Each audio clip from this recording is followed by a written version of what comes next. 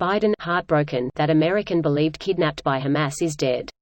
This post received a score of 3,800, with an upvote ratio of 87%. Here are the top comments in response to this article.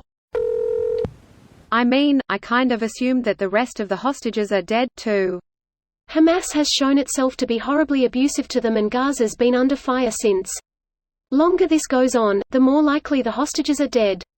I'm going to guess the overwhelming majority are. Hamas is a terrorist organization that runs a government. What else would you expect from them? That they're not dumb enough to kill their only leverage. It sucks they are. My theory is that they don't want any more hostages talking about the horrific rapes and torture. If the bodies are ever recovered, forensic science will tell us exactly what they did. I objectively think it's wrong for Israel to bomb the shit out of Gaza and all the collateral casualties, but if we in the US or elsewhere in the Western Hemisphere had such atrocities committed against us, within our borders, we would call for complete obliteration. See Iraq and Afghanistan 2003 to 2021. We had enough military personnel to protect humanity to save face, but I don't blame Israel one bit. It also wasn't just once, they routinely do terror attacks in Israel. Ram people in public places with vans, shootings, infiltrate in tunnels and knife random civilians in their homes. It's happened many times before this, suicide bombings. Imagine if some entity was routinely sending thousands of rockets, every year, at the US plus all of that.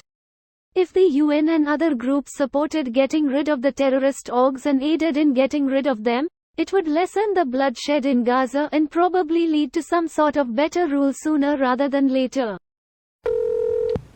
Biden is no stranger to grief and loss. I can't find an article now that's not behind paywall. Rachel Goldberg recounted how the Israeli-American hostage families were on a Zoom call with Biden. One family had 2 young daughters at the Nova Festival. One was confirmed dead and the other they thought was taken hostage. During the middle of the call with Biden, they got a knock at the door that the other daughter was confirmed dead. They came back to the call screaming and crying. All the families cried, and per Rachel Goldberg, Biden put his head in his hands and cried with the families. He's lost a daughter, son, and a wife already. That alone is enough to break most people.